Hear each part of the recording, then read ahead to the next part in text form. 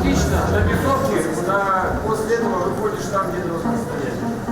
Где стоять, как двигаться и сколько раз кланяться, главный балетмейстер ансамбля АСЯКЭА Дмитрий Бушуев дает последние указания. До первого концерта осталось всего 2 дня. Артисты репетируют в черных тренировочных костюмах, поэтому трудно пока представить, насколько красочным будет их выступление. Но по этому фрагменту программы «Под небом России» уже понятно, открытие нового сезона будет, как всегда, фееричным.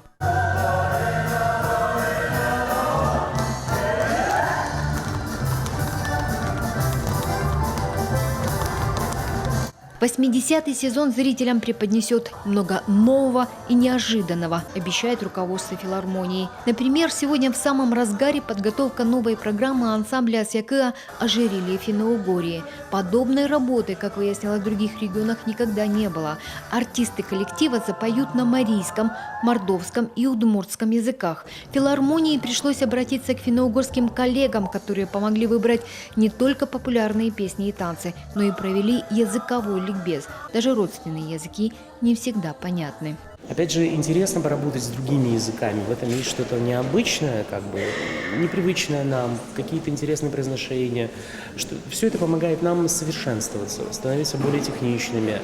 Мы, в принципе, работаем с разными языками, но уже стало более-менее привычно, когда люди работают в сфере искусства и певческой культуры, и с какими-то иностранными языками, с итальянским, и даже с французским, и с английским такое бывает.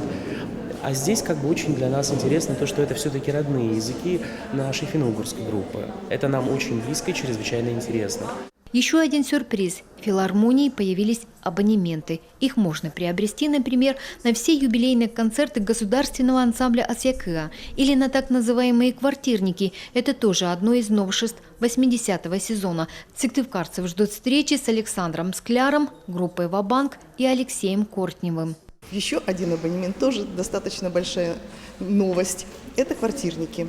Если вы смотрели квартирники у Маргулиса, вы представляете себе формат этих встреч. Вот у нас будет 3 таких квартирника. Все они будут до Нового года, в октябре, ноябре и декабре. У зрителей будет возможность не только послушать музыку, а может быть и подпеть тем, кто выступает. И, конечно, с ними пообщаться, сфотографироваться, задать какие-то вопросы. И обстановка, надеемся, будет очень неформальной. Из гастрольных туров, наверное, самый значимый и ответственный поездка в Германию. В середине ноября АСЯКЭА в рамках проекта «Русские сезоны» представит немецкому зрителю программу «Мифы Северной тайги».